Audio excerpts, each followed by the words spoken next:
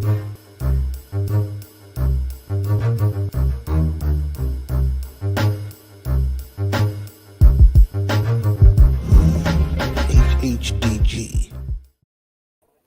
Peace, HHDG. We're on another episode of HHDG Media, the podcast. And big shout out to our Facebook group, HHDG, Hip Hop Discussion Group. Everyone out there tuning in, as well as everyone tuning in through our YouTube channel. As always, big shout out to our company, our crew, our family that makes this possible. HHDG Media Incorporated. That's myself, Wiki, T. Smith, the Mayor, Skelly Top, and Rock Vader KB. As you can see on the bottom of our banner, we got our website there. You go check out our merch that we have there, as well as music. That's always dope hip hop that we put up there. That's continuously coming out, and future events that we have up there as well. And you can also tune in to our previous interviews on the website as well. Strictly audio.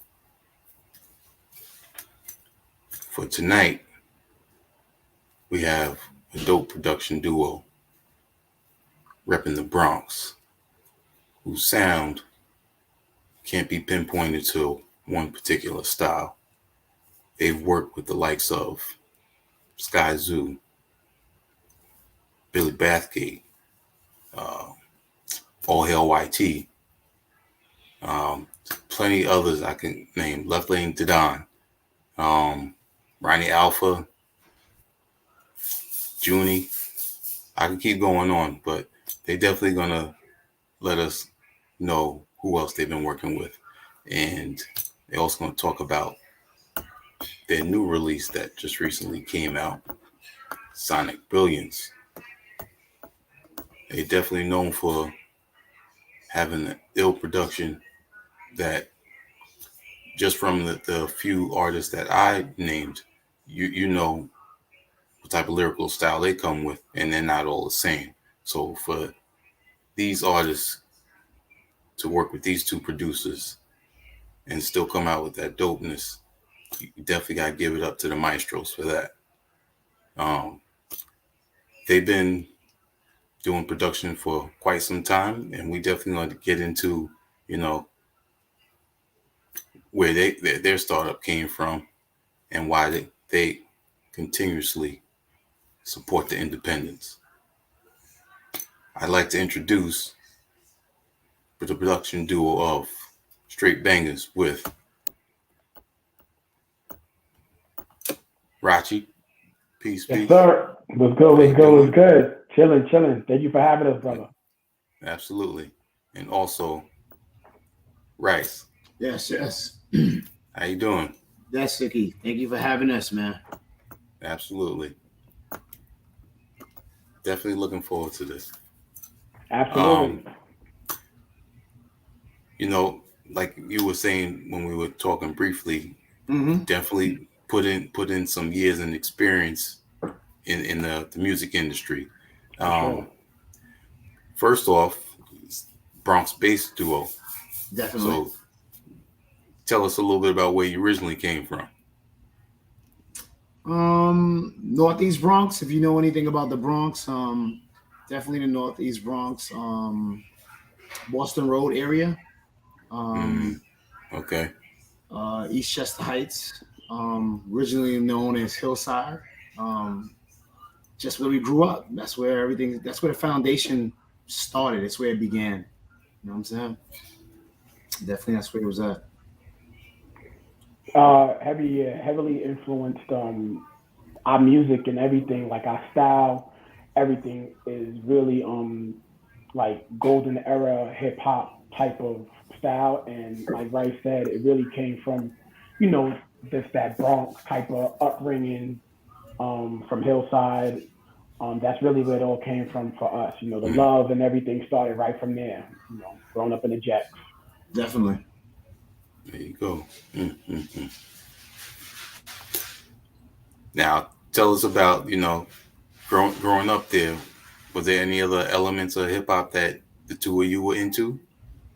Yeah, it's funny that the way that it kind of started out, like me myself, I can remember back from like elementary school, I was like in the choir, like PS 78. I was in the choir, and then I want to say like fifth grade, I was actually in the band where I was playing the trombone.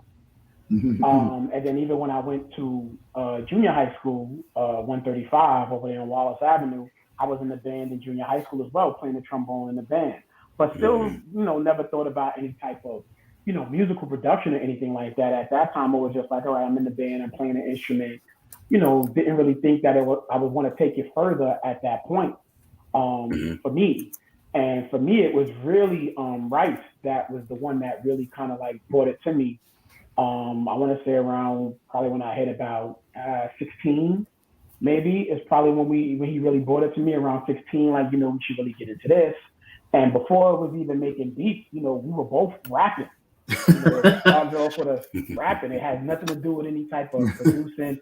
We were rapping on like a little karaoke type machine that I had in my bedroom, living with my mom's. And we was kind of just like, the old school one where you put the tape in with the instrumental in there, you had the little microphone. That's really what it started off with. So we were both rapping, not doing a real good job at it actually. So we had no aspirations at that point of doing anything production related. And even with the rapping, I don't even think it was like we looked at it like, yeah, we really want to do this. It was just kind of like something to do. But if it wasn't for Rice, he was really the one that kind of brought the whole thing. Even though I had already been into music, he's the one that shifted my whole mentality to the whole hip hop type thing. Like we should just start doing this. It was really him. He was the motivation for me that started it on my end. And it came from actually my brother. My brother was working with CL Smooth at the time. He had like a little group that he was like kind of managing, and just coming home when he used to come home with the songs that they used to come back from the studio with, I used to just be intrigued with the music. The music was, for me, it sounded good. It sounded good. The production was good. I used to bring those same tapes to Rachi, and then we used to listen to those beats. And I said, we used to be like, this is what we want to do. So it definitely started from me listening to my brother with his little group at the time. And us listening to that, trying to figure out how do we make music that at least sounds like that. And then from there, we kind of like pooled our little money together. We bought a little, the first sampler that we bought was this little 1-button Tascam sampler, I think it was. And it was like a little box, and it had a button in the middle of it. And that was like our first introduction to trying to actually put together an actual beat that we actually made ourselves. That little box thing didn't last long. We didn't keep that very long. I think we paid. I think it was like $250. I think we paid for that box or something like that. Yeah. And this is before. I can't say it was before. I guess I could say before we knew anything about like Guitar Center or Sandman. Yeah, like we didn't know where to go. Music store. Yeah, it was like a local music store in the area that happened to sell like little pieces of equipment and stuff like that. And we kind of just went there and was like, oh yeah, that little sampling box right there. Can we get that? And we had no clue other than the fact that we knew it sampled, but we didn't even know the first thing about sampling or how to do it. We just figured, all right, you got a sample to make beats, but we didn't know what the other parts of it were. We didn't know anything about any drum machine or anything like that at that point. We just said we got this sampler, and then we just gonna start making beats with this sampler. And like Bryce said, it didn't really last. The sampler didn't last that long for us because I think we figured out the sampler to an extent. Yeah, but it was how long did it sample on there? I don't think it wasn't that long. Seconds. Yeah, like a second. Yeah, probably about a couple seconds. It wasn't long at all. But again, that's not even sampling time. How long these boxes sample for? We didn't know anything about that because we didn't have. This is you got to remember that this is before YouTube and all that other stuff where you had tutorial videos that showed you everything. Right. It was not all you had was the manual, and you had to read the manual, and we didn't even have someone that we could refer to and be like, man, can you come show me this? Or Mm-hmm. had we had someone, we probably wouldn't have bought that sampler box to begin with. We probably would have went and just got an SB12 or something like that to begin with, but we didn't know nothing about that. So we would just But you with made the it work. manual. We made it work. Yeah, we made it work. And you know that. And I think a lot of that stuff that we initially went through in the beginning is what helped to hone our sound as we started to get more and more experience. Because I mean, we really started from the bottom when it comes to like from producing and making beats. Cool. We Definitely. started from the bottom. There was definitely a transition and definitely a learning curve, a huge learning curve that we had to go through from the beginning, from learning what a metronome is, and even for me, like I had somewhat of a musical background because I played instruments. You know, I played the trombone. So, but it's different. You know what I'm saying? If you're somebody that plays instruments and then someone that now got into like the whole digital production or analog, I should say at this time, it's different, man. It's not the same. Learning how metronomes work and all the sampling and all, it's an art form to that. And again, like I said, we had no one teaching us that. We had to learn all that stuff on our own. And even after we had got the sampler, we had sold it and got rid of it. And then we bought this little rolling drum machine. And the rolling drum machine, we actually started making beats on. And we only can make the beat. We couldn't even figure out how to loop the beat, I remember. We only can make the beat. Yeah, and it didn't sample. So we made the beat and only recorded it as long as we could play it with our fingers. I forgot about that. Yes, we used to actually play the drum. I forgot about that. Yes, and you would play it, and I'll be recording it on the tape. And you can still hear the mess ups as you play the kick, the snare all the way through. It was just crazy. I forgot all about that. Yeah, it's crazy. I forgot all about that. Yeah, it was rough. We could have easily been like, you know what, the hell with this, and just the drum machine in the trash. And I really don't know what. I mean, I do know what, but I think about that now because I forgot all about that. Yeah, that was. You know what made me remember that, man. Because we still have those tapes. We still have those tapes with those beats. Yeah, horrible too. You wouldn't even want to hear those beats. Those beats are horrible, man. Yeah, but we were persistent, man. Because now when you bring up things like that, the average dude would have just threw the towel in at that point. You know what I mean? Because and obviously we thought what we were making was hot at the time, but it was total trash. But I would think now to be like, it would have been easy for us to be like, man, this ain't for us. Get it? You know what I mean? But we didn't. We were very persistent, man. We were very persistent. That's dope. Now, you know, a lot of people don't have that ability to sit down and be determined. This is the manual. This is the equipment that I have.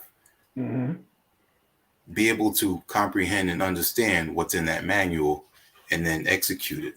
And the two of you could pretty much say, you know, you started from the ground up from the sampler, the first sampler you got to the next one, the Rollin'. And a lot of people don't have that ability to be focused like that.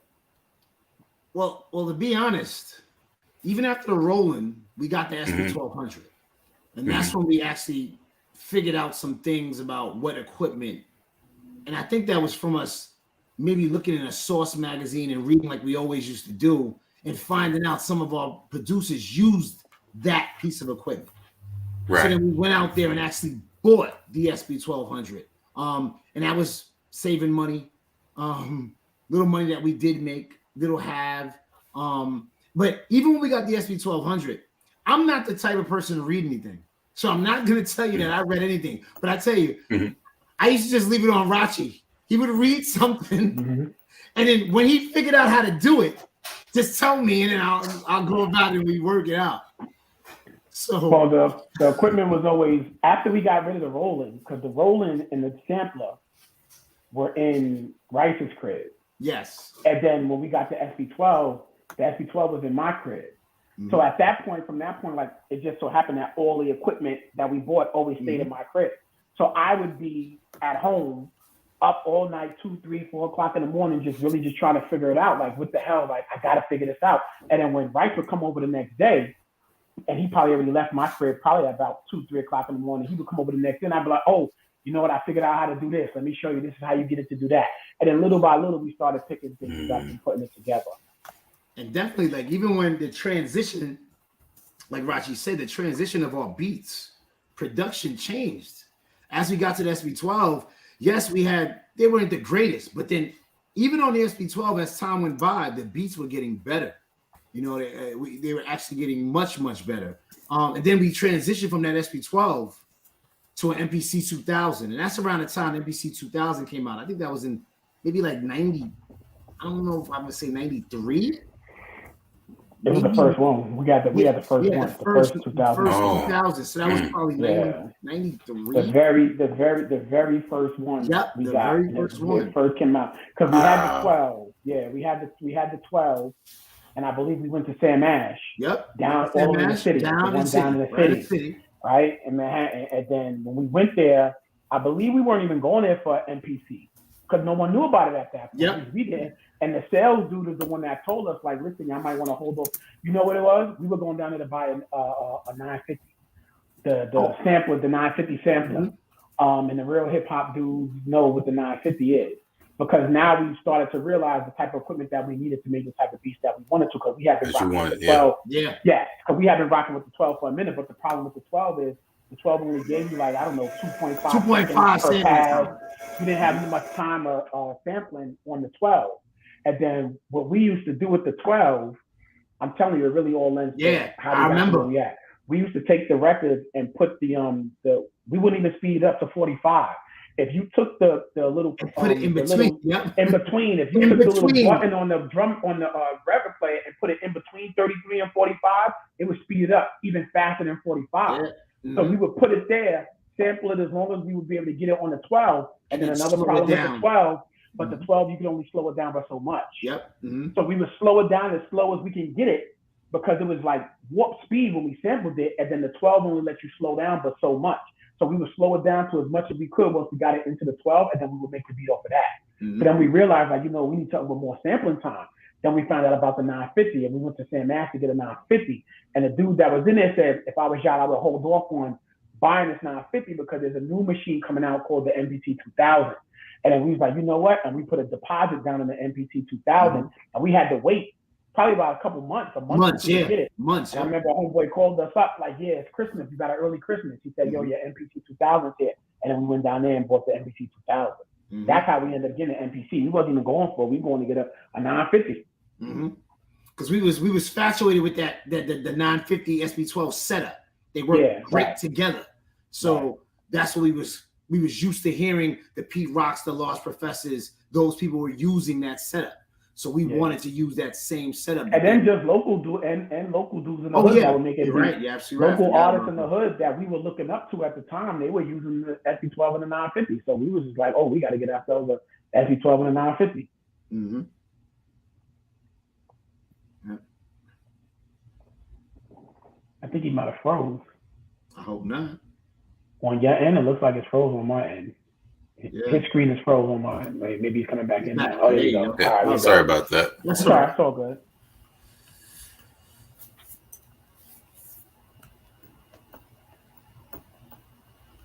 Okay. Yeah. My connection messed with me real quick. It's all good. So around this time, who were some of the artists that you were working with?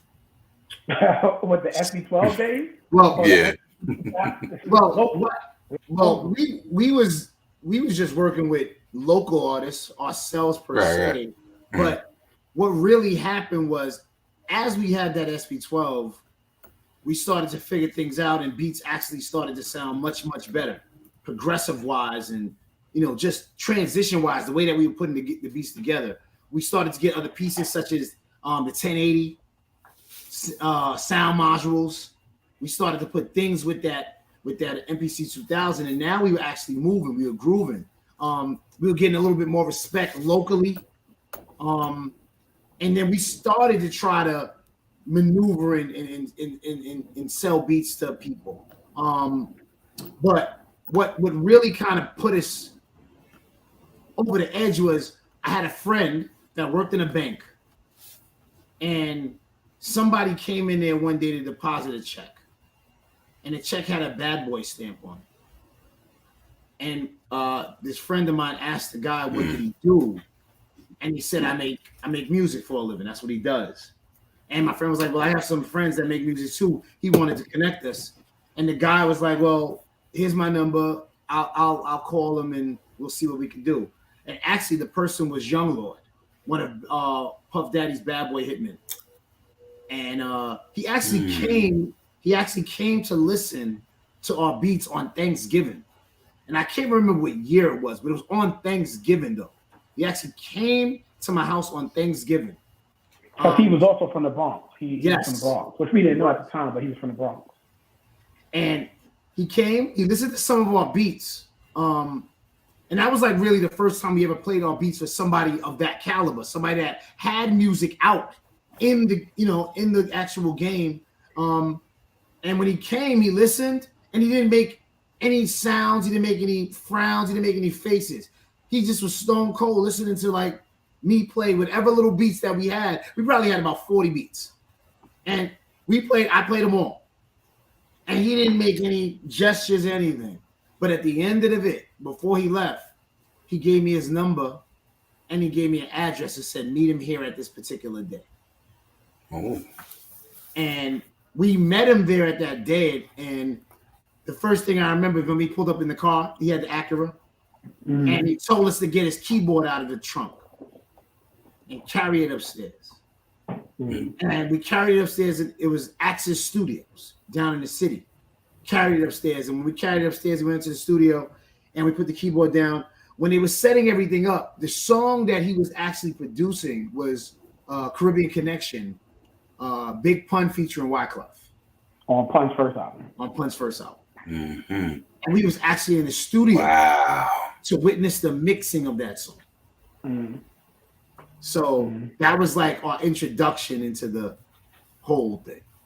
And just being in the studio of that magnitude, like, we had never been in a studio that size, and and then it's not like he said to us beforehand, "Oh, I'm gonna be mixing Punch song." He didn't tell us anything. And I he just told you to meet him there. Meet me in the studio, and we were already big fans, huge fans of Pun. At that time, I consider Pun one of my favorite rappers, and still do. I think he was one of the greatest of all time. And being from the Bronx, so we were already fans. Yeah. And that's before Pun dropped his album. But here he had the joint, the Ice Water joint where he was with Raekwon and then where he was killing it. You ain't a killer. You ain't a killer. I was already like, and I didn't even know. At the time, we didn't know that Young Lord produced You Ain't a Killer. I just remember the You Ain't a Killer song. I was like, man, I love that You Ain't a Killer song. And then, the joint that he had with Fat Joe in there where he said, "Snatch the moon out the sky, from the sun out, something like that." Right. So then we go into the studio and Young Lord plays the track, and not only is it Pun on it, but it's Wyclef on it too. You know what I mean? And we were just there like, yo, I can't believe it. Like, it's crazy. You know what I mean? Like, they mixed it. It was, when that day, that night, it was like, man, this is what I want to do, man. Like, this is what I want to do. This is what I want to do. This is what I want to do with my life. It was a good feeling. That was a monumental moment right there. Man. Now, I always say the mixing and the mastering is the final piece to the puzzle, and it's very important how that comes down. So just give us an idea of what was going through your mind when you saw him mixing, that track. I mean, there was a few things. One, I remember, I don't know if Bryce remembers this, but he probably do. You got a better memory than me. There was when we got there was a female, a young lady that they brought in the studio because they want to. Matter of fact, she's on the track. She's in the back during the hook. She's in the back, singing or something like that, and saying some things in Spanish or something like that. And I remember they weren't sure if they wanted to keep her. Young Lord was actually considering about changing the drum pattern.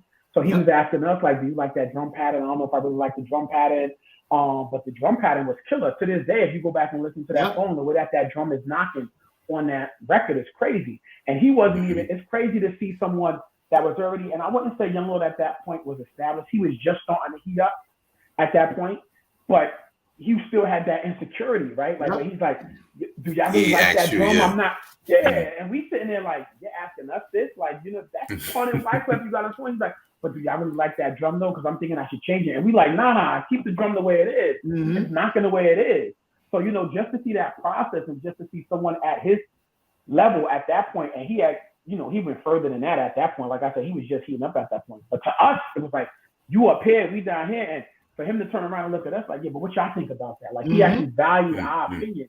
Like if we would have been like, yeah, that drum pattern is garbage, change it. He'd have changed it right there. But we was like, no, keep it the way it is. It's knocking just the way it is. So yeah, the process and just to see, the huge mixing board, which they don't have anymore now because you don't need it, but the huge mixing board and the booth and everything, it was really just like, it was surreal, man, to see that and be like, wow, man. Like the only thing that would have made it better is if we went in there and like Pun and Wyclef was in there recording it that day or something like that. Yeah. That's the only thing that could have made that whole experience better, man. If we would have walked in and Pun would have just been sitting on the couch ready to spit his verse or something like that. That's the only thing, in my opinion, that's the only thing that could have made it better. And then from there, Young Lord definitely took us on a journey because he kind of took us under his wing, and we would go to his house. On the weekends, we would make beats with Young Lord. He would take us to studio sessions. So not only did we go to that session, we was at the Fat Joe Puff Daddy session. He did that record, Adios to Manana. I was at a Carl Thomas session with him off the Carl Thomas album. I was at remember Mona Lisa with Mr. Cheeks from the Lost Boys. Cheeks, yeah. He did that record, So there was a lot of times that he actually put us in that position where we could be around these people and kind of absorb some of that information or some of that just experience and seeing it, right? Yeah. So it was definitely helpful to us because we took that back. He taught us how to make sure that our beats didn't sound empty. He made us fill up our beats. He made us add little fillers, just little things that will make the beat just change just a little bit. So he definitely took us under his wing over that time and taught us things. He actually gave us our first check. He still to this day gave us our first check. For a record that he was able to sell to Arista Records at the time. So definitely grateful for everything that he did and everything that he showed us. And he definitely helped to mold who we are now anyway. So yes, definitely. And the sound. I mean, the sound is all ours, but we definitely in the beginning we were taking a lot of the things that he was showing us and teaching us on those weekends. Like he was schooling us when we was going to his house every weekend, and he was just watching the process of how he goes about producing his beats. And it really wasn't. And we had the MPC 2000. He was still using the MPC 60, or 3000. Yeah, 3000. It's MPC 3000. And he had his keyboard set up with so he had a Trinity, he had a 1080 sound module, 1080, and then he gave us sound cards. He was telling us, what's that? He gave us drums, sticks and snares and stuff like that. So Young Lord definitely was somebody that, like Bryce said, took us under his wing, and he showed us a lot, man. He really did. So we always give Young Lord a lot of props and a lot of respect for what he showed us, because he really didn't have to do that. Because being honest, the day that he came, that Thanksgiving that he came to Rice for those beats that we played him, we weren't ready. Those beats weren't up to his level at that point, right? Those weren't up to the Caribbean Connection type beats that we weren't. But he must have saw something or heard. He saw it, yes, absolutely. Right, and us to be like, nah, there's something here, because he didn't have to, And Young Lord was stone cold when it came to that. Like Young Lord will tell you straight to your face, like, nah, that's trash, that's garbage. I saw him do it. I've seen him sit in front of not just producers, but MCs that were there spitting bars. And we there like, man, this dude is really spitting right now. And your Lord would look at him like, yeah, I can't do nothing with you. Like, I've seen him do that. So for him to not do that to us, he wasn't doing us any favors at that point. He must have really saw something in us to be like, I see something in these dudes right here. And we're going to be, we're forever grateful to Lord for that. For sure. Definitely. That's definitely. Shout out Young Lord for that. Definitely. For sure. Shout out Lord was good, man. Shout out to Young Lord, man. All day. Good dude. That's dope. Now let's talk about your chemistry.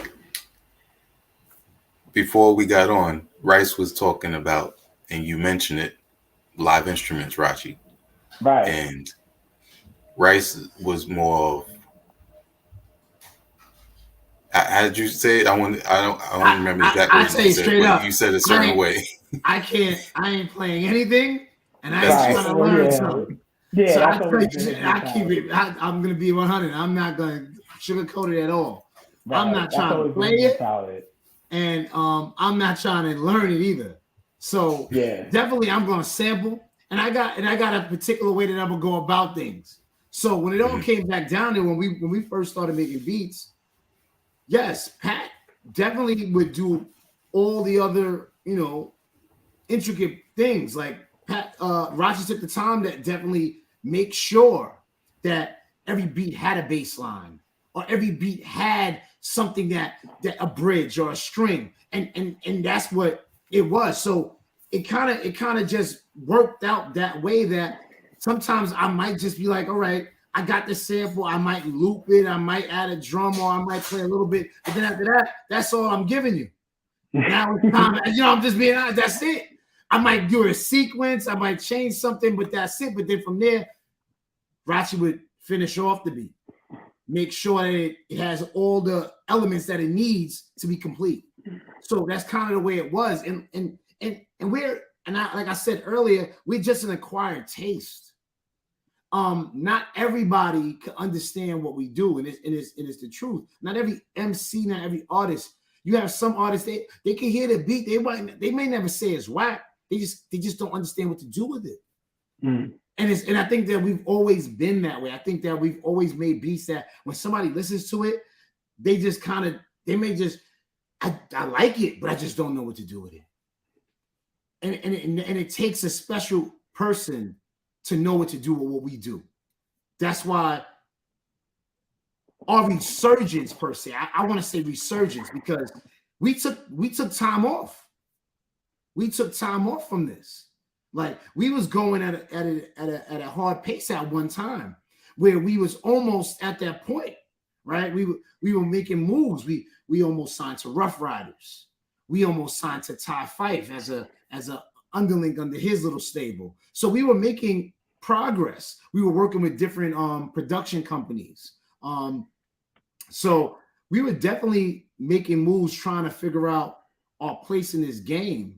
And then once we started to see the other side of the game, and how politics and who plays a big role in placements of actual music on people's albums and things of that nature, it kind of took a toll on us. Working at the same time, trying to make music and trying to make this your life and livelihood. After some time, it definitely took a toll on us. And then we even had trials and tribulations in our own life, where we had our equipment stolen. Mm. And it made us, everybody just made us kind of get to the point where we didn't want to do it anymore. So there was a time where we were stagnant. Nothing was going on. But we definitely got back into it, because we seen how the underground was resurging. Mm. We seen how the music was coming back to what we used to like. So that kind of brought us back in, and we kind of came back in like 2013, 2014 is when we kind of snuck back in and tried to figure out a way to how to do this. And we kind of came back with somebody that we had worked with in the past, and that was actually Bunky SA. That was kind of our first sneak back, and that was kind of an artist that was signed to Little Kim. He was part of Little Kim. He was part of Little Kim's The Beehive, and he was another affiliate that we knew that lived in the Bronx, and we kind of used him to try to get back in, per se. And we put out an album with him called A Shot of what was that album? Shot of My Life. Shot of My Life. And when we dropped The Shot of My Life, it's kind of like us saying we coming back, trying to figure out this thing called hip hop, actually. Yeah. So I would say the chemistry with us, to go back to your original question, the chemistry with us, I would say that it's always been there, because, I mean, first and foremost, we're brothers. You know what I mean? Like, me and Rice have been brothers since we probably were about 5, 6 years old. You know, Yes, we born and raised in the same hood. 37 years. So. Yeah, you know, born and raised in the same hood. So before it was about music and all that stuff, it was about wrestling and playing with cap guns and help tag and manhunt and stuff like that. You know what I mean? So it's not like we just from the same hood. Like you got those dudes who, you know, we from the same hood and we cool, you know, you see that dude, yo, what's good? We cool, but it's not like that. I mean, we're from the same hood, but we literally have been hanging with each other since the beginning, you know, since before it was even anything that had anything to do with music. Like I said, we was watching, you know, WWF wrestling and coming out and wrestling on weekends and basketball and football Sundays and stuff like that. So when it got to the music thing, it was just a natural transition. It wasn't forced. It was 100% organic because it's like, all right, this is just the next thing that we're doing now. All right, we're going to do music. All right, let's do music. You know what I'm saying? So now you add that in with everything else we're doing. So, yeah, we'd be hanging out all day like we normally do, out in the park, playing basketball, whatever. And then the rest of the night is all music-related stuff, right? We go to the studio. Then we might be playing all day, playing ball all day. And then we'd be in my mom's crib all night making beats. So like 2, 3 o'clock in the morning, literally. And then the next day we go out, play basketball all day, and then play ball and then make beats all night. And I think that's why we were able to get, I want to say we got, you know, we advanced, I want to say like the quality of our beats accelerated for us because not only were we being exposed to, like we said, Young Lord, who was giving us, you know, a lot of tips and just schooling us to the game and how to make our beats better and all that stuff. We were putting out the volume of beats that we were making was ridiculous. We were making so many beats in a day, in a week. It was ridiculous. So it's like, you know, you shooting 1,000 jump shots every day. You got no choice. You got to get better. And we got better so fast because of the volume of beats that we were doing. We were making so many beats and trying so many different things. And before we even had any equipment, which Rice didn't mention, we were going and making beats in the studio. Like we were going with the record. We just had the record and said, this is the sample. And we would listen to the record and say, that's the sample that we want to make a beat out of. And then the little local artists that we were messing with, we would go to the studio with the record and just use the beat equipment inside the studio and play the record and say, this is the sample that we want. And then the engineer would sample it for us. And we said, because we wanted to loop like this. And then we would play the drum on whatever equipment they had there, whether it be an SB12, a keyboard. And we was making beats right there on the fly, right there, before we even had equipment. You know what I'm saying? So, like, I'm telling you, like, our ascent, you know, for lack of a better term, we started grassroots, man. It was grassroots with us, man. It really was grassroots, man. It really was grassroots. And it benefited us. I forgot about we didn't have any I forgot that we were looping drum. We had a record with just drum breaks. Break beats. It had different colors. We had a purple one, we had a red one, I remember. And then we definitely used to use one drum break over and over again. I do remember that. But because we didn't know how to loop the drum. We didn't know how to. This is what happened. Yeah, I remember on the SB12.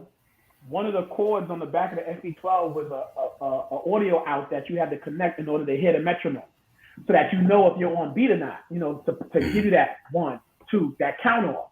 We never plugged it in because we didn't know. Like I said, all we had was just the two, the right and the left plugged into our little mixer. So we never had a metronome when we was making these beats. Come to find out that a lot of the tempos on those beats were way slower than the beats that we were making. So that's why we thought every time we played our drum pattern, it would never play back the right way. So we was like, all right, well, something ain't right here. So what we started doing was sampling just the drum beat, the drum breaks. Yeah. And we would make the sample around the drum loop. Until we had finally figured out, because one of the dudes in the studio said, he used to always say, y'all beats are not on the one. He's like, what do you mean they're not on the one? In the one. So we pressed and play and it was starting on the G. And he's like, it's because we never had the metronome plugged into the back. So that threw us all off. So we were just looping drum loops and we would just put the sample around the drum loop until we finally figured out. Matter of fact, we never figured it. No, we did figure it out on 12. I figured that. We did figure it out. We figured out fine. We figured out about to get right before we got the exactly. Right before we got the MPC 12, the MPC 2000, we figured it out. Those are the days, man. Those are the days. Those are the days. So, what equipment in 2022 are you working with? Still on that MPC, man. Yeah, we still on that MPC. I mean, we got an MPC X. Yeah, I you still just have here's my accent right here. I have the MPC one. I think you still got a machine. We still got a machine. Yeah.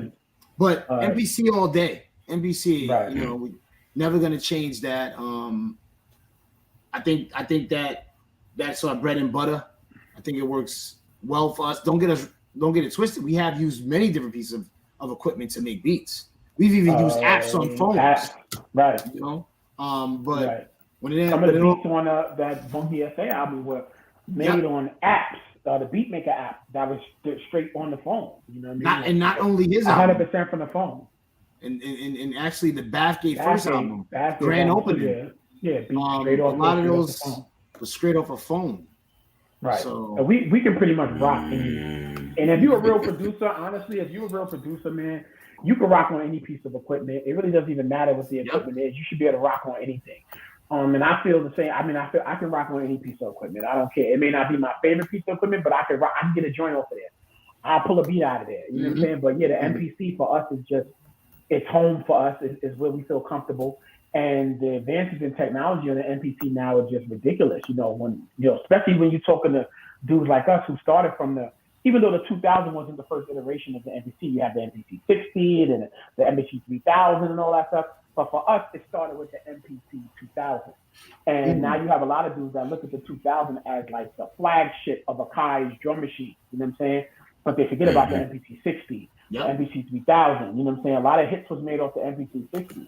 But when we look at like the MPC X and the MPC 1 now, like Akai has taken it to a whole nother level now with the things that these machines are able to do now, things that we couldn't even do. The sounds are built in, the sound modules and all that, the synthesizers come built into the well, not built in, but obviously because that's just the controller, you got the software, but that wasn't an option for us before. You had to get a sound module. You know what I mean? And spend another $1,500, $2,000 on a sound module to get your bass lines and stuff like that. It ain't like that no more. So easy now. So yeah, we still rock with the MPC all day. Dope, man. What I love about your production, like you said, you have a distinct sound. It can't be put in a box. And a lot of the production that I've heard that have been songs with MCs on it, I feel that those can also be just like almost cinematic at times, and also just a track that doesn't need any vocals on it. Right. Right. Definitely. Yeah, that's a huge compliment. I think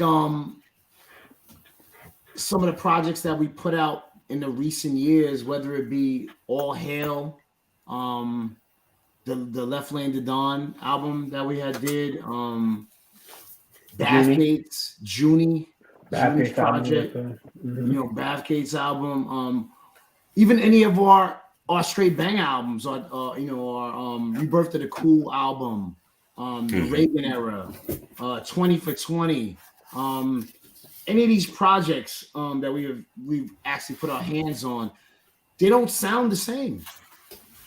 They don't have the same sound. And even the artists are totally different. The content that the artists rap about, so we're able to morph with the actual artist. But like I said, we definitely have a distinct sound, and we are a quiet taste, and not everybody's going to be able to stomach what we put out. But it doesn't mean it's bad. It's unique. It's different. That's what it is. Yeah. It's unique and it's different. And I feel there's always a spot and there's a place for that in hip hop. That's what you're supposed to strive for. You're supposed to strive for being unique, being abstract, being different. You don't want to be same old like everybody else. And that's okay. And I think we're fine with that, I agree. I definitely agree. I think we got to a point where we found our lane. And yeah, musically, I think we're like a melting pot of a lot of different styles molded into one, with the foundation starting from, obviously for us would be the golden era of hip hop, the 90s, which we think, the golden era of hip hop, 95, 94, 95, and we took that and then still continue to improve upon our sound as we got into the 2000s and stuff like that.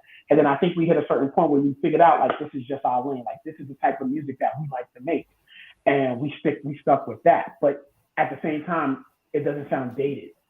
You know what I'm saying? Like you can hear some music now and some beats now, and I've even listened to some. I'm like, yeah, but it sounds dated. Like it sounds like you made this beat in 2005. Our beats don't sound like that. Like, you know what I'm saying? You might still get that kind of like funky feel to it. Like, man, this sounds like this could have been like a 90, but it doesn't sound like this would only apply to an MC back in 1998. It's not like that for us. You still get that new school feel from it, but it's still got an old school vibe, but it's still a new school feel. And that's what I love about the way that we go about doing it. We stay true to who we are and what we do, but we always put that new school flavor on it.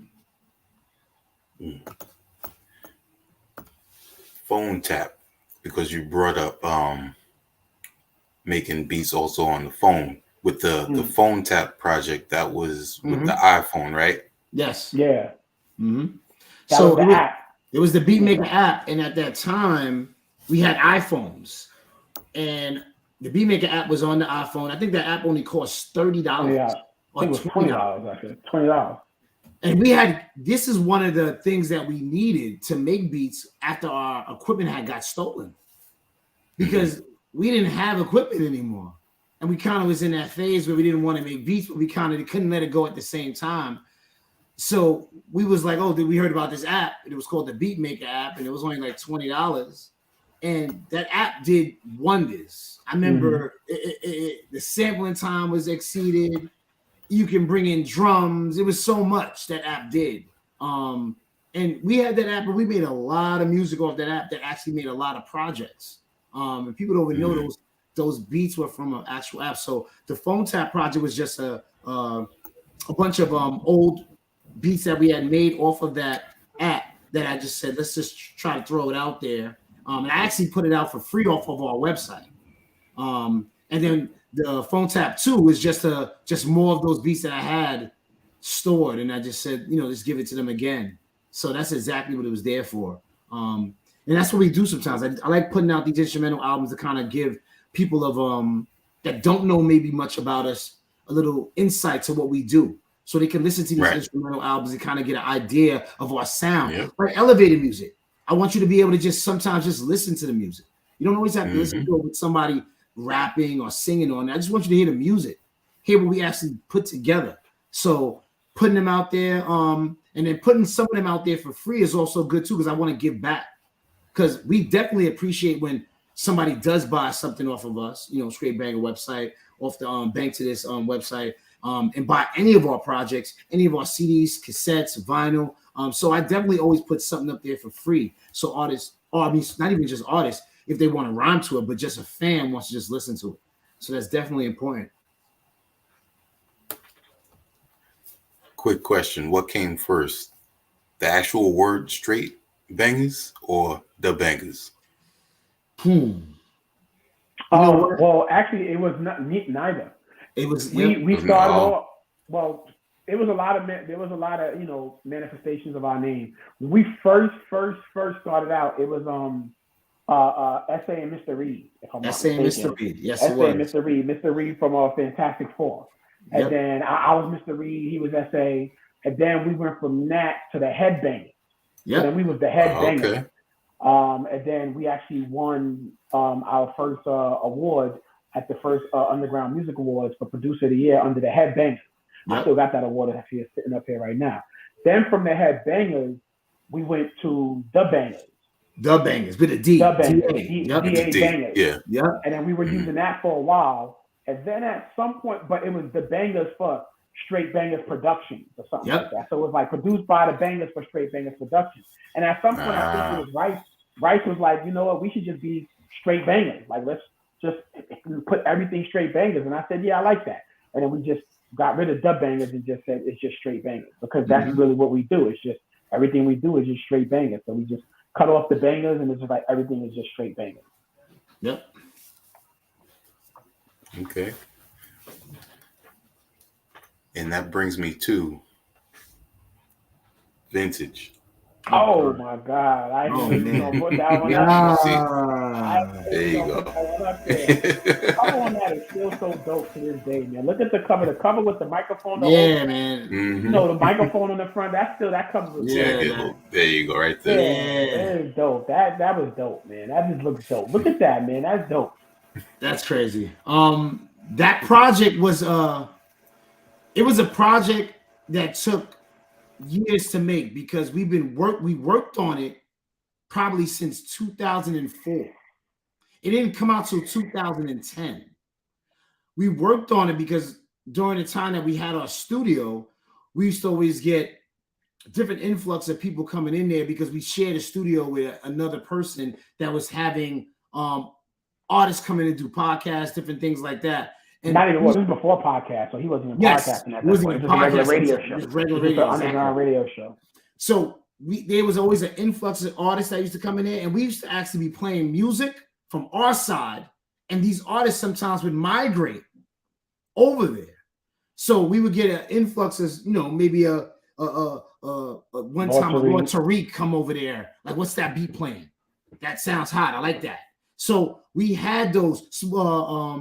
Smooth the Hustler came over there that time, right? And what's that beat? Things like that. So we was able to build a lot of relationships with a lot of artists. So if you look at that album, there's a lot of artists on that album, and there's not one artist on that album that we had to pay. We got Sadat X on that album. We Triple got Face. AG on that album. We got Chubb Rock on that album. Yeah. There's real hip hop people on that album, and they were messing with us because we actually had good music.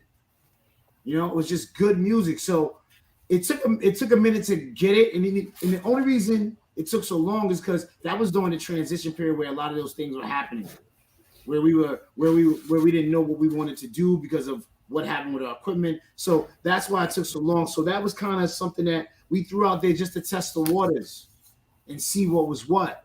And then from 2010 to the time of 2015, that's when we tried to, figure out where we're gonna do, how we're gonna be. And once we got to 2015, and I think I still remember in 2015 when we started making beats again at a steady pace. I still remember trying to get beats to certain artists. And I even remember the artists that we were trying to get beats to. We were trying to get beats at that time to Troy Ave. We tried to get beats at that time to Ransom. Because these are the people that at that particular time that were doing something. And I remember we were trying, but we still were hitting these walls, we just didn't, it was always something. And then that's when we were just like, you know what? We just got to put out projects that we produce with artists on our own. And then from there is what we continue to do, what we was doing. That's dope. Vintage. With Yeah. Do I Love You ever do the car test with your beats? Yeah, you got to. You got to do the car test, man. Everything. That's always. Yeah, not just your beat, beats, the song, and everything. Yeah. But even before it gets to the song, the car test is always with the beat. You know what I mean? Like, especially now, like, you make a beat in the crib, and then, normally the next day on my way to work, that's what I'm listening to on my way to work. You know what I mean? I'm listening to the beat in the car, and then I'm like, I don't like that. I got to tweak this. This is not loud enough. I'm going to go back and turn the bass down, things like that. Yeah, but you got to do the car test, man. Everything is a car test. Yeah, always just the car test all the time. To this day, it's always been it's always been the car test. You got to give the car test. It got to sound right in the car. Got to. Got to, for sure. Only real MCs and real producers know about the car test, man. Real hip hop heads know about the car test. Yeah, for sure, man. For sure. That's ill, man. Yeah. You work with a few artists from Detroit that at the time that you worked with them was around the time that I started discovering their music. And you very dope EP with Junie, the Uma Thurman EP. Man. I was just listening to that not too long, a couple weeks ago, man. Yeah, man. I would say Dango Flame and Ronnie Alpha, Mountain Afro, definitely. yeah. Definitely Detroit Yeah, Project. yeah, Definitely. Michigan. Yep. It is right there. Yeah. Yeah, it is, man. I mean, I like I said, I listened to a lot of underground. I discovered them. We Mm-hmm. definitely built a relationship, and we had them on our Reagan era project.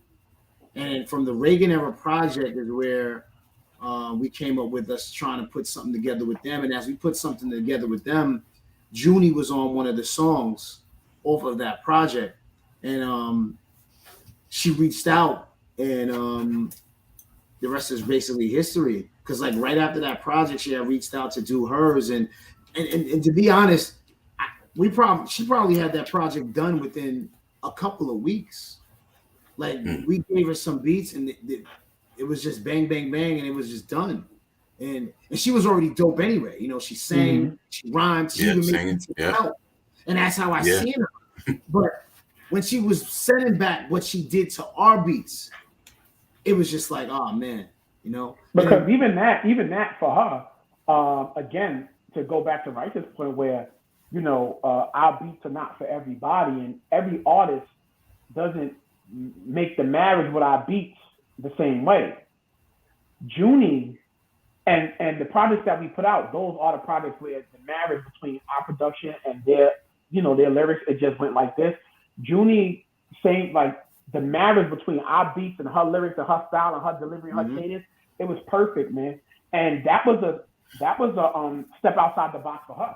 Because she had never been making that type of music. Never. You know what I mean? If you listen to her projects before we did that project with her, you know, it had a little bit of R&B in it, like, or even the type of beat that she was spitting on wasn't that type of flow. It wasn't that type of style. So I think we brought out the best in her, creatively, and she definitely flourished on our beats, man, because that was a step outside the box for her. That type of music and that type of sound and that hard hitting bass driven beats that we like to make. I love that project, man. That's one of the best projects I think we've ever done. Definitely. Go check that Junie album, man. If you ain't checked that Junie album, man, go check that Junie album. Go check that Junie album. Definitely check that out. Dan the Man.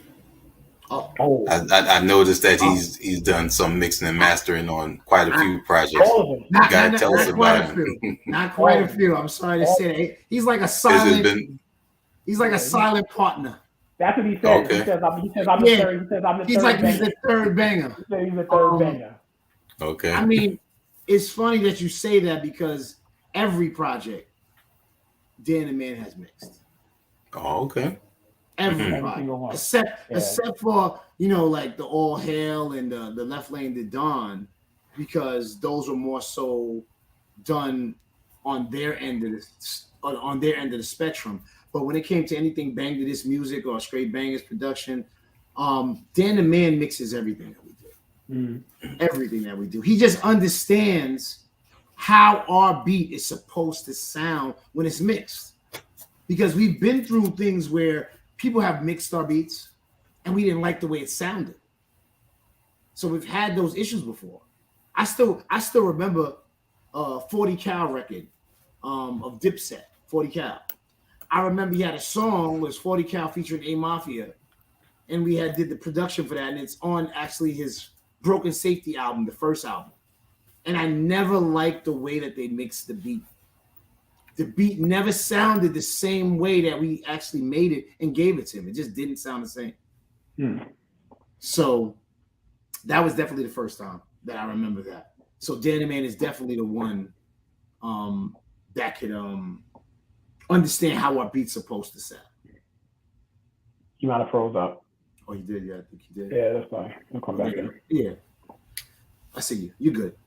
So, like I said, Dan the Man, definitely legendary. He mixed Little Kim's album. He mixed Pun. He mixed Mobb Deep. Legendary.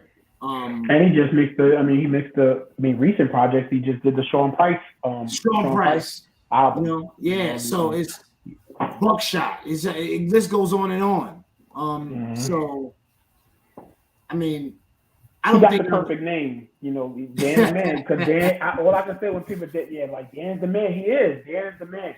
He is. Like we don't even have to be there.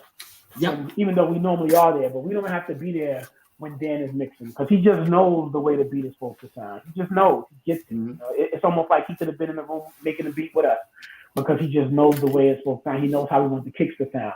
It's like we're just so in sync. The three of us are just so in sync. So I don't even have to say, you know what, Dan, I want you to, because he's already doing it before I even have a chance to say, can you make this sound like he's already doing it? He's already doing it because he hears it the same way we hear it. Mm-hmm. That's dope. Dan I gotta is give a unique. big shout out to Jay Hustle because he's been tuning in the whole since the beginning.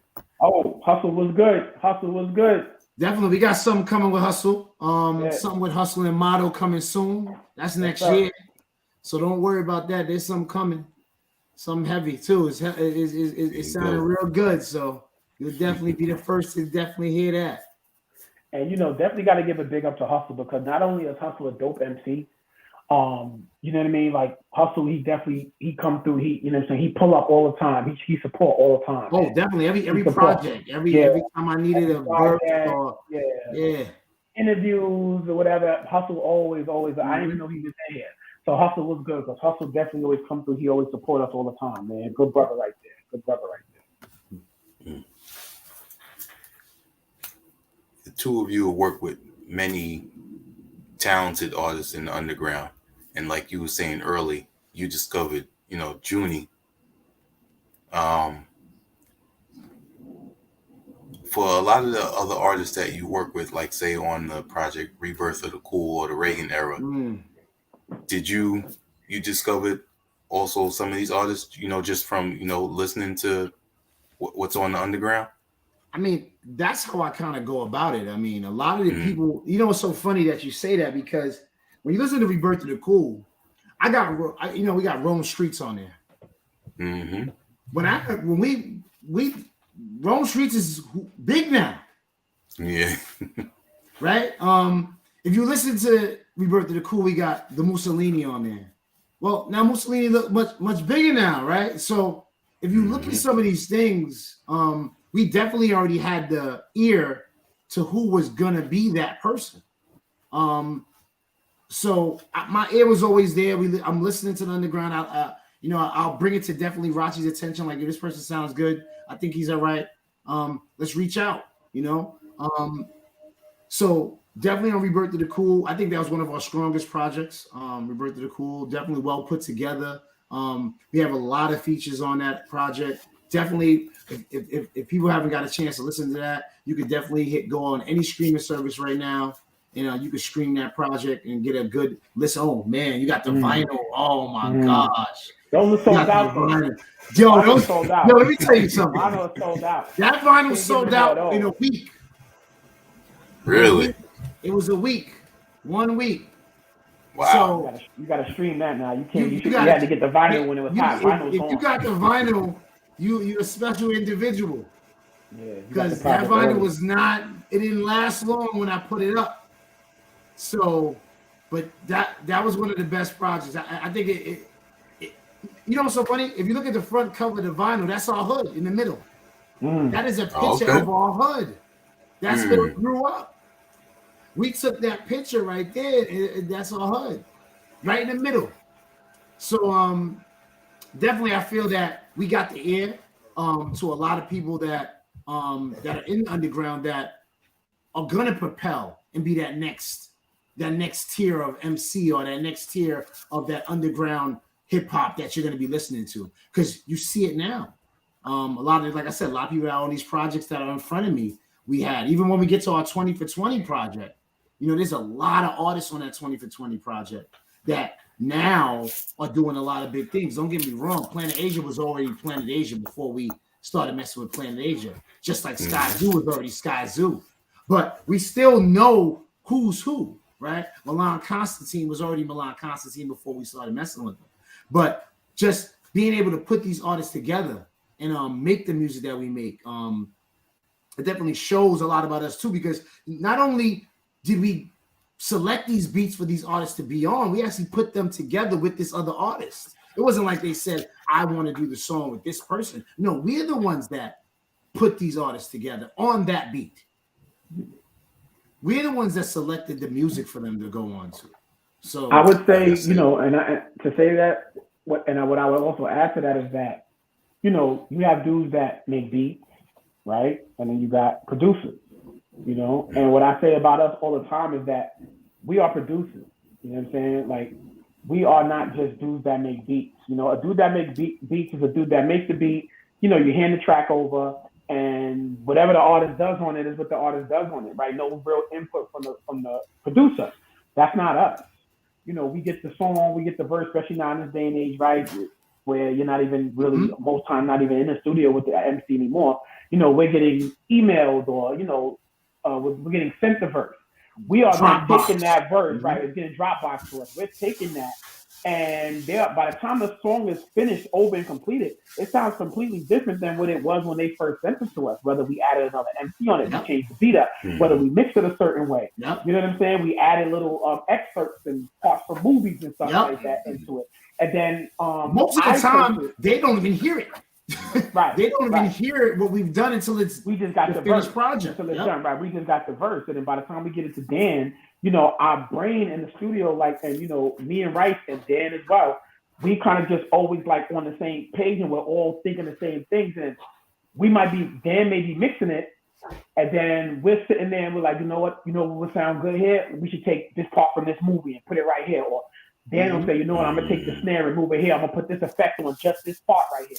And so we do a lot of additional work on the song when we're actually in the studio with it. We ain't just taking it and saying, yeah, Dan, mix it like this. No, it's always something extra that we're doing. And it's even better when the artist is in the studio with us when we're mixing it or recording, because we always are bouncing ideas off of each other. Like, we're in the studio. That's why our projects with Bath always come out so good, because we're usually organically it's all organic. We're in the studio together, and when Bath is laying a verse, we like, you should say it this way.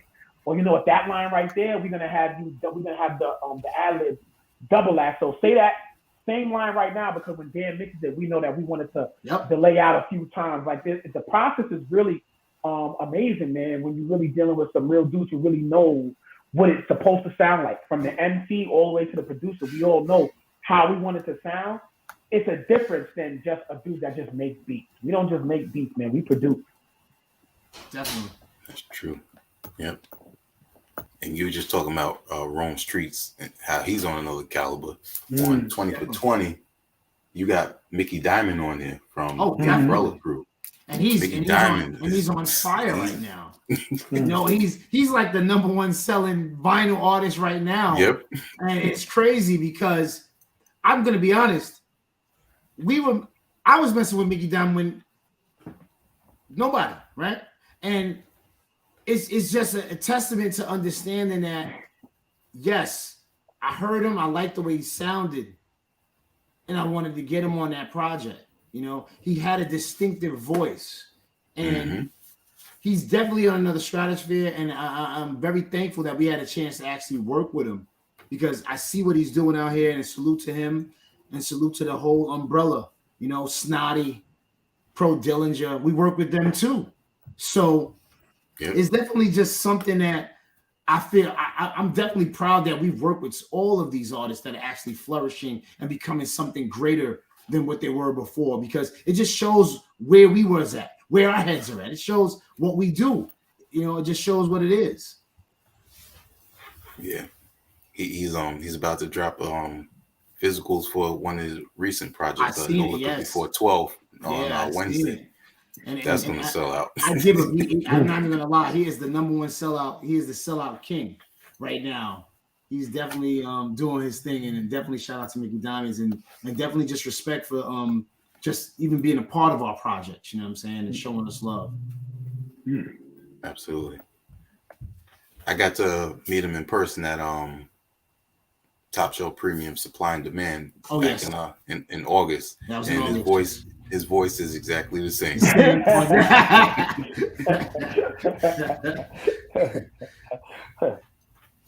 That's what's up. Now, I've been eagerly awaiting this Knots project with all women on it. and I think it's gonna be like a double or triple album. But Wow. you guys did a phenomenal job with the Liberation Project in the same vein. Tell the people about that project. I mean, it was during a time definitely when not only it was COVID, but it's definitely a lot of just inequality and injustice going on at this particular time. So just trying to do a little something different. You know, at around the same time, we put out The Sound of Music. It was an instrumental album, The Sound of Music. It was another free one. That was a little excerpt to it. But I did have the idea for the Liberation Day. I did. And when I thought about it, I didn't want to think about it from a male perspective. I wanted to think about it from a female perspective. So that's where the whole thing came from in my head. It was just liberation, but from a female perspective. A lot of our leaders, a lot of our great leaders were females. A lot of people don't realize a lot of them, I would say they might be more female than male. So kind of giving some type of light to them would have been something good. And if you notice, I had a lot of pictures from a lot of great female leaders on the front cover of the album. So I wanted to make sure that we represented hip hop, female community. And it's bad that we say it that way because everybody should just be an MC. And it shouldn't just be female or male, but that's just the way it is. And I'm sorry for that. But we definitely went out there and tried to get some dope female MCs on the underground. And you definitely see that we had Shay Noor. Definitely did. And Shay Noor is one on, another stratosphere now, right? I definitely had to pull Junie in. Nejma Nefertiti I had to pull in. And Ty Phoenix, we had to pull in. Definitely had to pull in Lyric Jones. Lyric Jones, we had to pull in, and she had a dope project back in like 2020. That was hard. So I really wanted it to be longer than that, to be first, but there were some bumps in the road, I would say. There were some bumps in the road trying to get in contact with different female artists. Didn't go our way. No hard feelings. So it just turned into an EP and not an LP, which it was intended to be. But I feel that lead single, that Unity 2020, oh man, it was just I think that was great. I think doing that record over and having those particular female MCs on that record kind of did a lot of good things for us, because that is one of our biggest streaming songs. When I look at it, it's one of our biggest streaming songs on the streaming sites. So I didn't even know that. Yeah, it is. Definitely happy for that. That's dope. Wow, I didn't know that either. Looking back on your projects, your solo work, and as far and instrumentals, which one? Because it seems like a lot of them, how do I say it? They're pivotal during certain times, either in your career or social wise. Which one is one that really sticks out for the two of you? I mean, Rachi, one. I would say, if I would just see, it depends on what perspective I'm looking at it from. If I'm looking at it from the one I just think is the dopest out of all of them, strictly just musically the dopest one, I think Rebirth of the Cool is the dopest one. You know what I'm saying? But then, other projects, like you said, and you put it so eloquently, is that, they definitely signify specific moments in our life, whether it be personally or whether it be socially. So when I look at it from that perspective, man, I think I still go with Rebirth of the Cool, man. I just think that everything came together the right way, the way it was supposed to. Rebirth of the Cool. Yeah, I agree too. I love all of our projects, but I think I think Rebirth of the Cool was the best all around straight banger project we put out. From the music to the artwork to the idea of what we wanted to showcase. If I would have to say a number two, I would definitely go with 20 for 20. If I had to say a number two. And I think 20 for 20 was like underrated, man. I Yeah, think 20 for 20 really went under the radar, man. And 20 for 20 got a lot of good music on it, man. yeah. It really does have a lot of good Hmm. music on it. Really does. So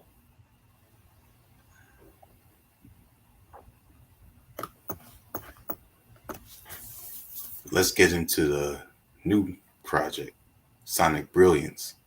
definitely. Um, what? And it's funny because Dan would need to be here because Ah, Dan. I'm gonna tell you where the title actually came from.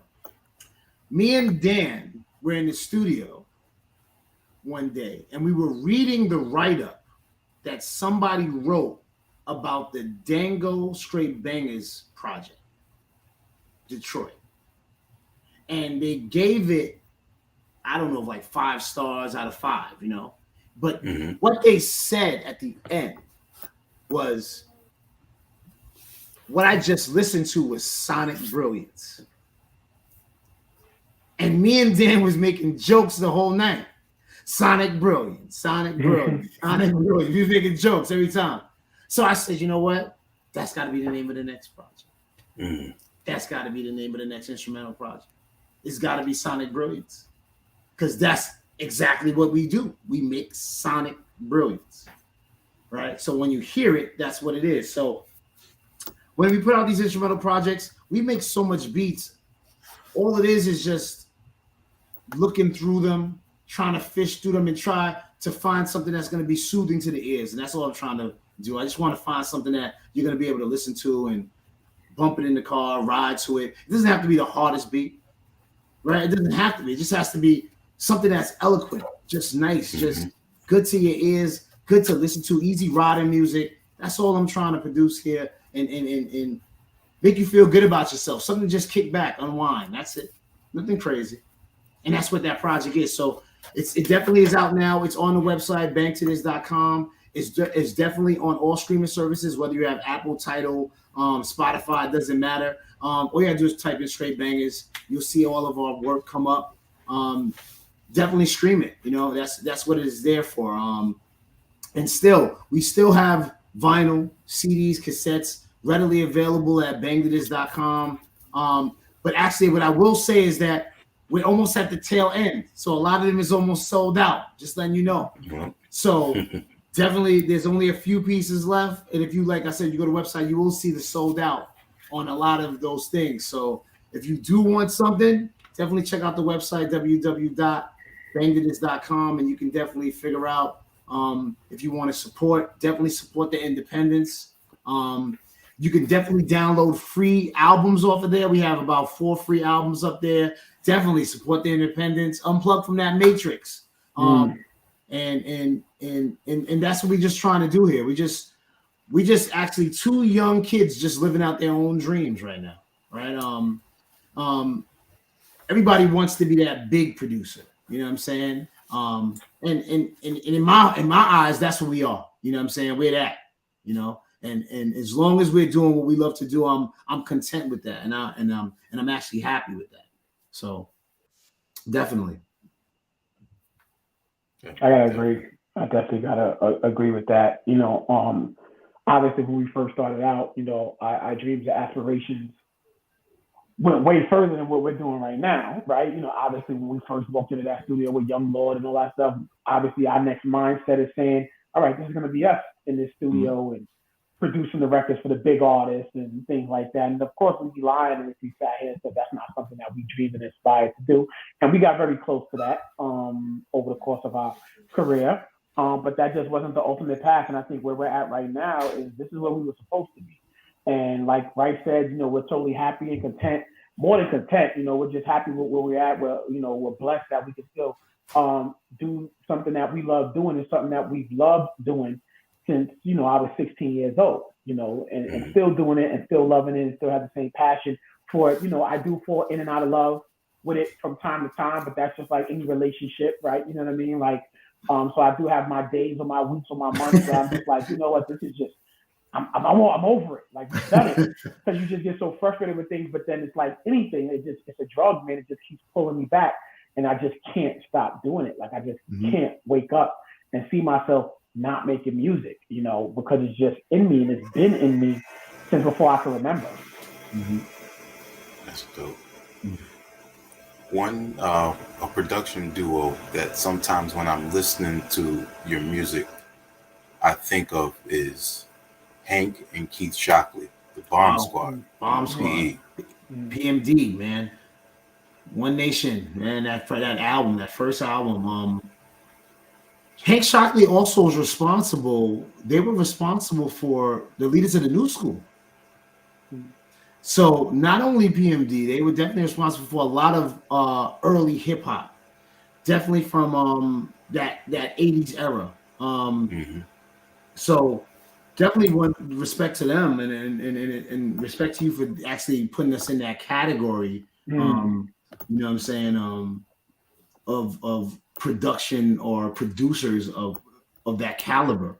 I feel I'm not gonna say not being I don't want to say it like that, but I like the duo aspect of the producer. I like the duo aspect. I'm not saying that something's wrong with being just a single producer, but even the single producer gets ideas from other people.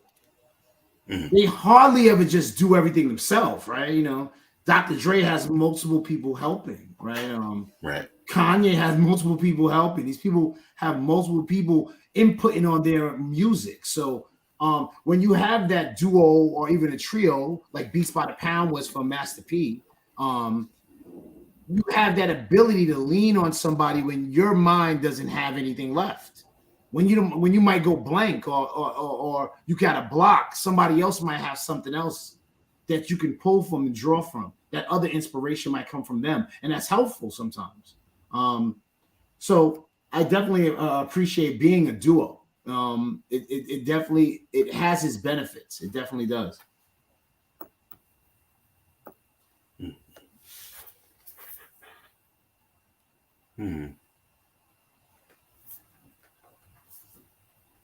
Sorry, I had another thought about something.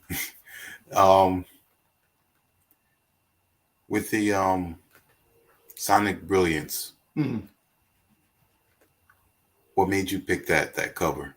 Because that cover fits that title perfectly. I don't. You know what's so funny? A lot of these covers, when I think about them, I think about the name, and then I'll think about something that resembles Sonic Brilliance, and Motown resembles Sonic Brilliance. That was Sonic Brilliance at the time. Barry Gordy and them, that was what they did. So I tried to get something that fit into that category. And trying to find something old of having the band behind you and the lead singer singing. So definitely, if you notice a lot of our covers, whether it be Roberta the Cool, whether it be Reagan's era, we're always trying to be thought-provoking, I would say, or provocative per se. There's a lot of thought there. There's a lot of thought that goes into every cover, for every project that we do. We're not just slapping cut. Like there really is a lot of thought from Reagan era to vintage. I can recall having discussions, just like how we have discussions about how the album. Oh yeah, we had a long discussion. Songs are going to be doing. We have those same discussions about the cover, right? And then it kind of like lends to what Rice was just saying about the dual aspect, because we're really just bouncing ideas over each other. Like I remember when we said like Reagan era, Reagan era was our first reintroduction like back into the underground scene. And I remember when we was working on the Reagan era project, the music and everything was coming together. That was the easy part. Sitting down and thinking about the cover and what it should be, it was really just us kind of like brainstorming and bouncing ideas off each other. Like, you know what was that? Like, even when we got to the name, it was like, it was like, what should we call it? And we went through a couple names, and I remember sitting there like, it just needs to be something like, and it was like, and then somehow I just came up with Reagan era. And then from Reagan era, then we took it to, okay, well, what was going on during the Reagan era? We got the crack, the 80s, crack comes on the scene. Things like that, you know what I'm saying? Like the black man being pulled out of the home, with the mom with the crack pipe. And that's how it all came together for the cover.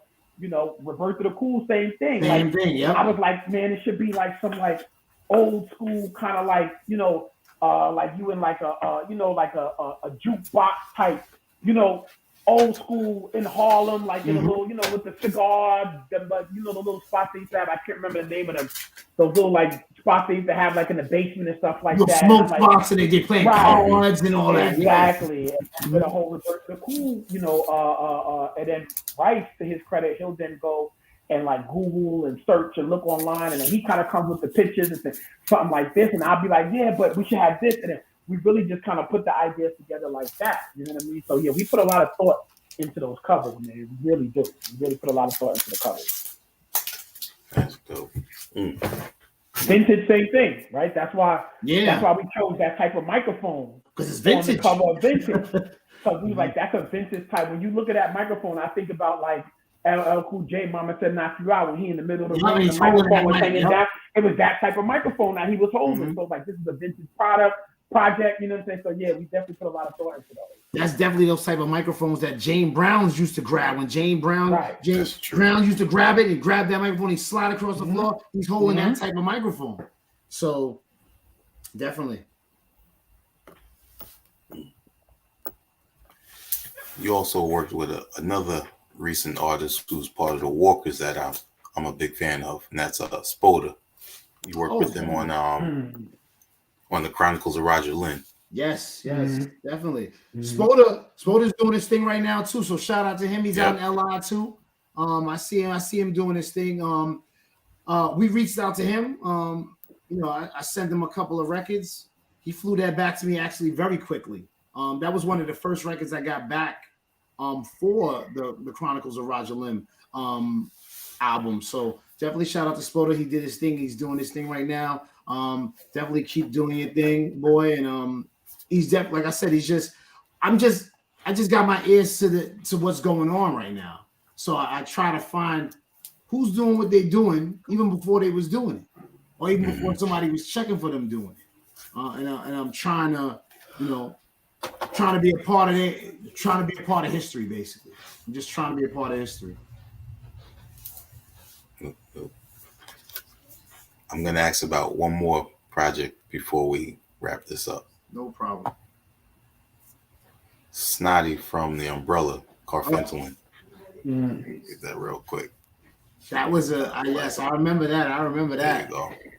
Now, that's a funny story because we did that Snotty project. If you notice, that might be Snotty's second project.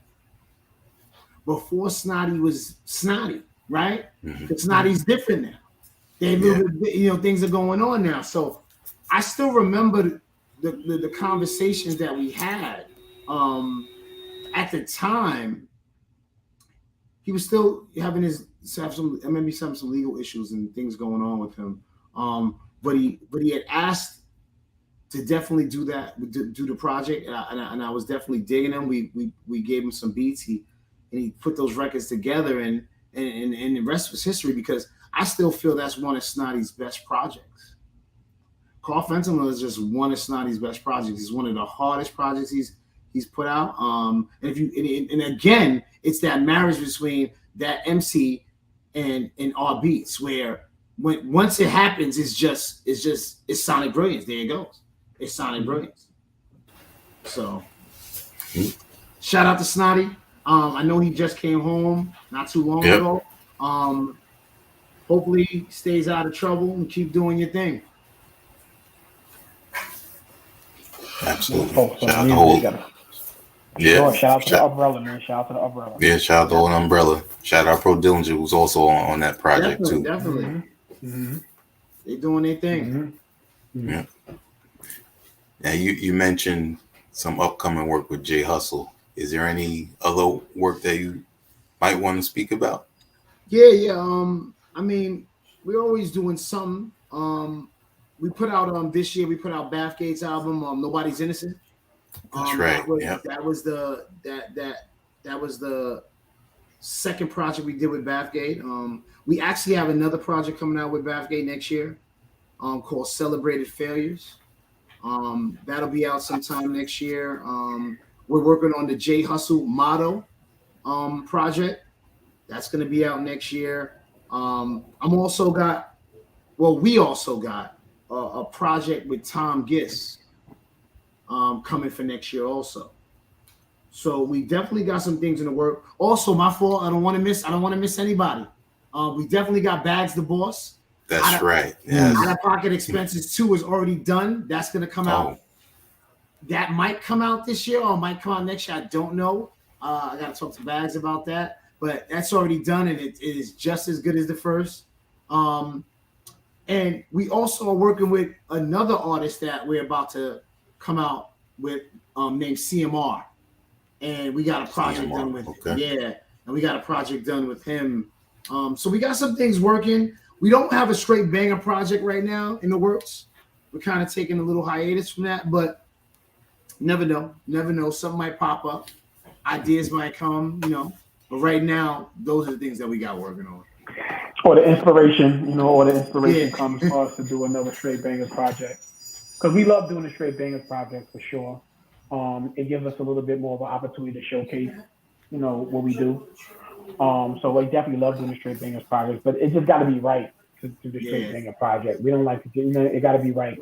The concept got to be right. The topic got to be right. The artwork got to be right for the straight bangers project. So right now, I don't see any straight bangers projects in the works. But like I said, you never know with these straight banger projects because we don't really. But those a lot of times they're not even planned out. Like right now, we'll say no, and then 2 weeks from now, they'll be like, you know what? I think we're gonna do another straight banger project. Mm-hmm. So that's how it normally goes whenever it moves us. And that's the whole good thing about the whole independent world, right? It's like when it moves you, you just put it together and put it out there. You know what I'm saying? But that's right. Our fans rock with us because they know that what we put out is always going to be quality.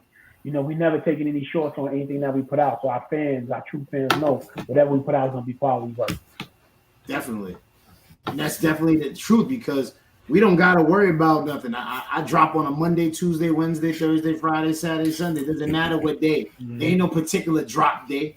If I feel like the project's ready to go out, it's coming out tomorrow. I don't have to wait for the setup. Nah, it's no setup. So definitely the independent thing is a good thing. Definitely. Recently in our on Facebook, a friend of mine on there was talking about Nejma Nefertiti's Tongue Fu project. Okay. I see she got something coming. I've seen it. Yeah. And in that conversation, he was saying her and Shay Noah should work together. And at that point, the bell's going off in my head. So I went and posted the joint they did together off the Liberation Project. So and right there, he went and started checking more of your work. So I appreciate that. And that's what it's supposed to be. That's connecting those dots. Sometimes people don't know that somebody may have already done something with somebody, right? So definitely, that's definitely helpful, and it definitely helps to connect the dots and keep people in tune to other people that are out there. There's a whole network of MCs, producers, singers, so many different. You should never be stagnant when it comes to this music thing. And you should never be listening to the same thing over and over again. There's too many albums that come out in every week. Literally, you can go to iTunes and just look at what comes out in a week. It's a flood of albums. So you should never say to yourself that you don't have anything new to listen to. And there's something for everybody. Exactly. For everybody to listen to. There's something for everybody to listen to. There's some stuff that I might not rock with, but there's something for everybody to listen to, man. There's something for everybody. And that's the dope thing about music. That's the dope thing about hip hop. It's for everybody. Definitely. Straight bangers, everybody. Rice and Rachi. Definitely go support www.bangtothis.com. You can get your merch there. You can get CDs, vinyls, cassettes, whatever's left, and also digital downloads. There's some digital downloads for free. Definitely instrumental albums. Some of these albums that we talked about today, whether it be the Reagan's Era, Rebirth of the Cool. Definitely thank you to HHDG Media. Thank you for having us. We appreciate the support, the love. We appreciate the support and the love from everybody that shows love to Str8 Bangaz throughout the years. All the artists that have helped us and worked with us on our projects, we appreciate it. And definitely just more to come, more to come. Great to hear, man. For sure. Definitely also give you shout outs. You know, I'm sure there's a few other people that you like to give some respect to, like Young Lord, like you did before. Definitely shout out some of the people that definitely helped us. What we got? Young Lord, Ty Fife helped us. Helped us mold us to who we are. You gotta put Dan up there. You shout out to my man Dan. You know, you gotta shout Dan out. Dan the man, come on, man. You know, none of this can happen without Dan the man. Definitely shout out Bathgate, Bags the Boss, Bunky SA. Bunky, hold your head, my man Bunky. Definitely. Bunky SA. You know, Junie. You know what I'm saying? Like, it's just like really all the artists that, you know, we've worked with and we've been fortunate enough to work with. Tango Flame, with us. Ronnie Alpha. Right. All hail YT. Yeah, all hail. Left lane. You know what I mean? Like, Hustle, can't forget about my man. Yeah, Jay Hustle, definitely. His project with us was fire too. Go check that out too. Yep, for sure. So, I respect everybody, man. I thank everybody for supporting us. More to come. Stay tuned. Support the independence. Support the independent. Unplug from that matrix, man. Support the independent. Definitely. Absolutely. Dope, man. I appreciate and I appreciate you. I appreciate you, sir. Talent like the two of you is what I like to share to the world. Thank you. Like the example I just gave, and giving you a platform to also speak about, you know, your career. So I appreciate that. Thank you, man. And we need more people like you to, you know, allow artists and producers such as us and anyone else out there to come out there and, you know, tell their story and, you know, showcase what it is they do and what it is we do. So, you know, we're blessed and grateful for people like you, man. So we appreciate that from the bottom of the heart, man. We mean that truly, man. We really appreciate you. Thank you. Thank you. Thank you. And on behalf of our HHDG media crew, I want to say peace. One. Another banger, baby.